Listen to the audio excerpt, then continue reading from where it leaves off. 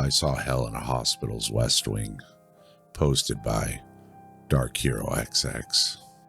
Stories are powerful things, a collection of words that can conjure up fantastical images within your mind. If I'm able to describe the bright, pulpy inside of a perfectly chilled lemon slice on a hot day and have you bite it, would you be able to feel it on your tongue? A while back, I told you the story of what I saw in the hospital hallway and described what I saw that day exactly how I remembered it. Could you imagine the fear I felt that night? Was it some kind of hallucination created from hearing about those damn stories? I didn't think I was going to live that night, and I sure as hell didn't imagine I'd ever go back to work after that. But how could I abandon my livelihood? Call me crazy. For sure, call me dumb. But I didn't want to give up on being a nurse. I refused to let some ghost stories, some monstrosities keep me from helping people. Maybe I could have said that, but in all honesty, something in the back of my mind kept resurfacing. A single thought came to me every night I was away from the hospital. If that story was real, how many others were true? I ended up taking a couple weeks off, and when I came back to the night shift as a floater nurse, meaning I'd be placed where I'd be needed instead of assigned to that one area. So I spent a few nights on one of the floors of our West Wing, another area with a bad reputation.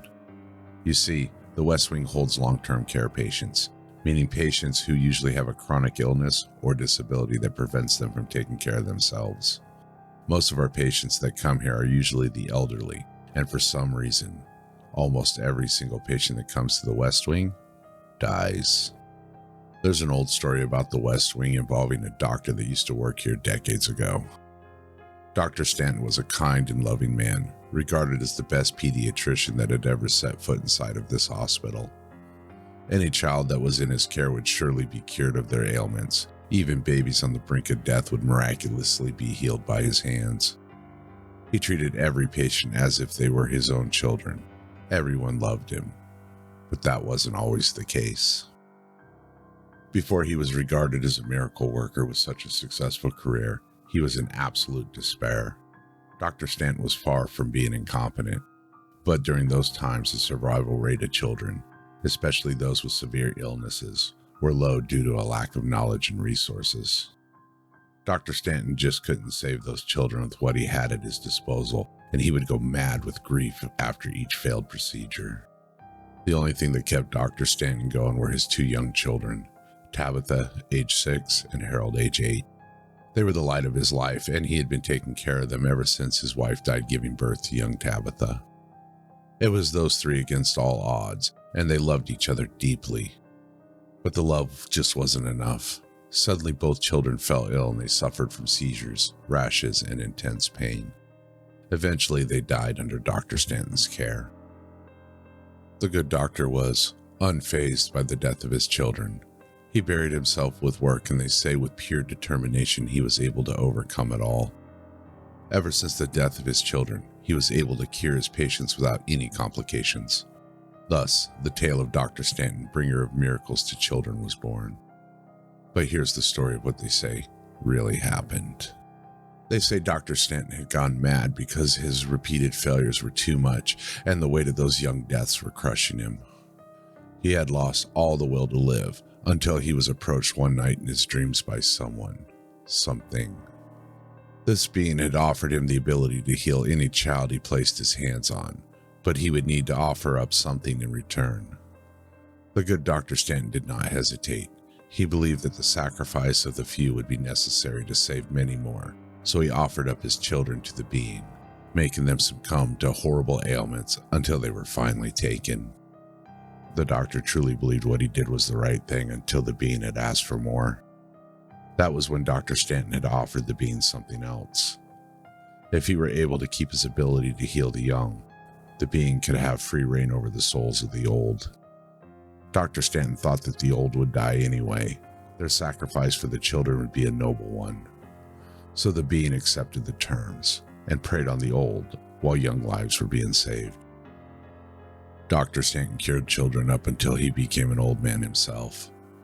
The being he had made those deals with eventually took his old soul, thus the story of the West Wing. Even to this day, that being continues to feast upon the poor elderly souls. When I first heard that story, I laughed at how silly it was, but sure enough, after some research, there was indeed a Dr. Stanton that was a pediatrician here. I thought the stories were crazy until I had that experience in the hallway that night. So when I heard I was assigned to the night shift at the West Wing, my heart nearly dropped out of my chest. I was working for almost a month and had no incidents during my time there. I felt great. My patients were all elderly, but they were all so kind. One of them, Dorothy, was my absolute favorite. Dorothy was such an amazing person. She'd give Betty White a run for her money. Whenever I came to dress and wash her, we'd always have the best conversations. Honestly, she reminded me of my own grandmother, and she'd always call me her Little Sarah. Every time I saw her, she would melt my heart and remind me that this job was worth doing. I'd even visit her on my days off. She was such a treasure. It was one night when I was at the start of my shift. We didn't have as many patients in long-term care, so I was able to take my time with my rounds. When I got to Dorothy's room, she was lying on the bed listening to some old jazz music on a radio I'd bought for her. She turned to smile at me, and it'd be hard to believe that a woman as bright as her wasn't in her best condition. "Little Sarah, how's your night going?" Dorothy asked. "Oh, you know, same old, same old. Nothing really going on tonight." She grabbed my hand. "Don't work too hard, okay? Don't let this place swallow you whole either. Keep that light shining in you bright," she said, tightening her grip. I placed my hand on hers and assured her, "No way, this place can't handle me." I returned her warm smile. Dorothy grinned. "That's my girl," as she patted my hand as she chuckled. "Go on, hurry." I laughed as I made my way out of her room and the sound of soft jazz fading away as I went down the hallway. I continued my rounds to a couple of other patients. The night was uneventful. I looked at the clock and counted 3 minutes until I went to check on everyone again. The other nurse I was with asked if she could step outside for a moment. Her sister was having a baby, so she was trying to keep tabs on her. I didn't mind at all. She thanked me and stepped out for a bit. I sat at the nurse's station. The hallway lights began to dim for the night, and it was incredibly quiet. I looked at my clock and saw that it was a little after 1 a.m. I tried to pass the time by getting ahead of some paperwork when I felt a chill run down my spine. I looked around, and sure enough, I was the only one here, but it felt as though someone was looking at me. I slowly got up from my seat and looked down the hallway. The memory of what I saw in the hallway that night filled me with dread. I suddenly felt goosebumps begin to rise from my flesh. It was the middle of spring, and I felt so cold that I started to shiver. I gritted my teeth to prevent them from chattering, and my eyes began to burn from the chilled air.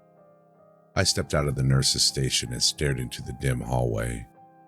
I tried to steady my breathing. My exhales were bursts of white mist in front of me. I heard music coming from Dorothy's room. The faint sound of jazz that I've come to love was now making me anxious. I made my way down the dimly lit hall, and with every step I took closer to Dorothy's room, the music became more and more distorted. The jazz that I heard was morphing into some discordian mix of garbled noise and static. I finally made it to her door. It was left ajar with a faint white light creeping from her room. I slowly pushed the door open, and as my hand went past the threshold, it felt as though my fingers were going to freeze off. A burning chill shot up my arm, and I pulled back as the door swung open. A yelp escaped my lips as I stumbled backwards. I looked into the room, and I saw something at the foot of Dorothy's bed. The shape of a thin man stood at the end of Dorothy's bed. The white light from over her was illuminating it as plain as day. The longer I stared at it, I saw more and more of its horrifying features. It must have been close to 6 feet tall. Whatever this thing was, it just loomed over the foot of Dorothy's bed. It just stood there completely nude. Its pale skin was pulled tight over its thin frame. It was so skinny that I could see the details of each bone in its body. It looked like I was staring at some sort of skeleton made of white flesh. I tried to let out a scream, but it was like my throat was frozen shut. I looked at its face and saw nothing. Almost nothing. Its head was bald, but its skin was pulled tightly over it. I could see the indents of its skin where the eye sockets and mouth should be, but nothing. It was like someone put a sheer white sheet over a broken skull. The thin creature began to lift itself up onto Dorothy's bed. Every movement of its joints looked so unnatural, so forced. I couldn't let that thing get to Dorothy, so I just pushed myself through the door. My body felt as if it was going to freeze solid, but I managed to force myself into the room. The sound of the radio began to fill my ears, but it was the sound of pure static. I looked towards the bed and saw Dorothy lying on her bed, staring at the creature, eyes wide full of terror. I was finally able to let out a yell that broke through the static. I yelled at the creature to stop. I just stared at it, readying myself to fend off this thing. Its back was towards me and I could see each of its vertebrae jetting through its cadaver-like skin. The sound of static was gone. We were all motionless in that cold room. Its head began to turn and it looked at me over its shoulder. It looked towards me with its skin-covered eye sockets. Its mouth was opening beneath the skin. It opened wider and wider and wider. Its bony jaw opened and the skin over its mouth began to tear. The gash fully revealed its mouth as it let out a deep white exhale. I saw the forked tongue emerge from the darkness of its mouth and a cracking noise erupted from its throat. At first, I thought it sounded like a clicking noise, until I finally realized it was chuckling at me. I was standing there in fear, unable to move. It didn't see me as a threat at all. The creature turned towards Dorothy. She just stared at it, frozen in terror with her mouth agape in a silent scream. It continued its disgusting clicking chuckle as it pressed itself over her. I struggled to move forward, but something was holding me back. I looked down and two small childlike shadows grabbed hold of my legs. I tried my hardest to move, but their strength was immense despite their small figure. The creature's face crept closer towards hers. I stood there helplessly as I saw tears stream down her cheeks. I tried again to scream, for someone to come help us, but it felt as though a hand wrapped around my mouth. I tried to turn to see who or what it was, but I couldn't see anything. The creature's open mouth was over her, and its forked tongue began to go inside Dorothy's mouth. She let out quite a yelp of pain and her body began to writhe and convulse. The creature's body began to twitch as if it was using its whole body to swallow something.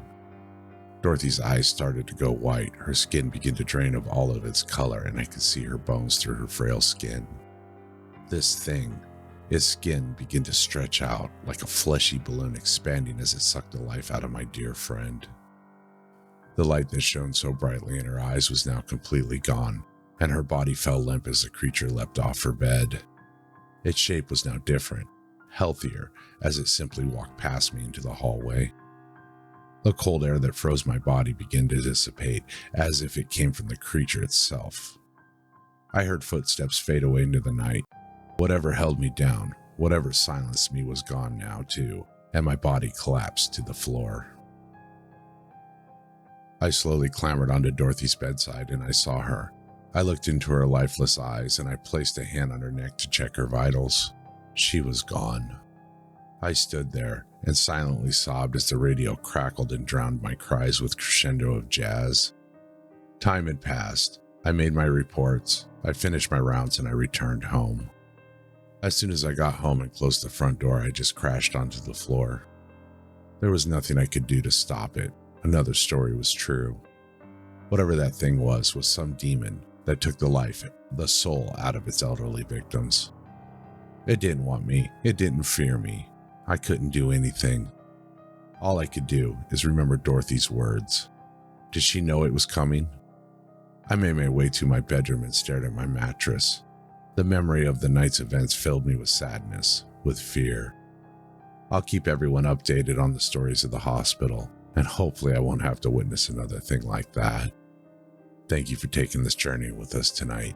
If you like my content, please put a comment down below, hit the thumbs up, and subscribe. And until next time, good night.